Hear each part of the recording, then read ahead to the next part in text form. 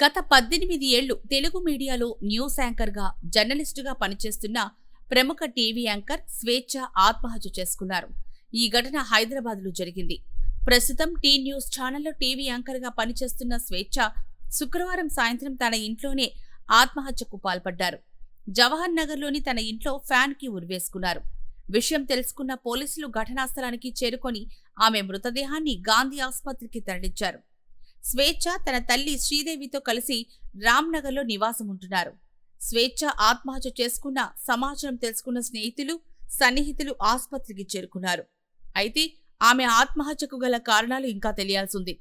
స్వేచ్ఛ గతంలో టీవీ9లో కూడా చేశారు. అయితే స్వేచ్ఛ ఆత్మహత్య చేసుకోవడానికి కొన్ని గంటల ముందు తన ఇన్స్టాగ్రామ్ అకౌంట్లో కొన్ని ఫోటోలు షేర్ చేశారు. వాటికి బుద్ధుడి కోట్ను యాడ్ చేశారు. మనసు నిశ్శబ్దంగా ఉంటే ఆత్మ మాట్లాడుతుంది అని రాసుకొచ్చారు. టీవీలో హుషారుగా వార్తలు చదివే యాంకర్ స్వేచ్ఛ మరణంపై రకరకాల సందేహాలు కలుగుతున్నాయి. అసలు ఆమె ఆత్మహత్య చేసుకోవాల్సిన అవసరం ఏమొచ్చింది అనే ప్రశ్నలు వస్తున్నాయి. అసలేం జరిగిందో తెలుసుకుందాం. ప్రముఖ తెలుగు న్యూస్ ఛానల్ టీ న్యూస్లో పనిచేస్తున్న యాంకర్ స్వేచ్ఛ ఓటార్కర్ 35 సంవత్సరాలు శుక్రవారం ఆత్మహత్య చేసుకున్నట్లు ప్రాథమికంగా తెలుస్తోంది. హైదరాబాద్ చిక్కడపల్లిలోని తన ఇంట్లోనే ఆమె సూసైడ్ చేసుకున్నట్లు సమాచారం వస్తోంది.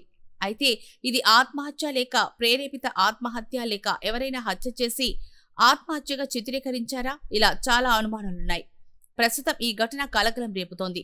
స్వేచ్ఛ ప్రస్తుతం స్కూల్కి వెళ్లే వయసున్న తన కూతురితో కలిసి జవహర్ నగర్లోని ఒక అపార్ట్మెంట్ పెంట్ హౌస్లో ఉంటోంది.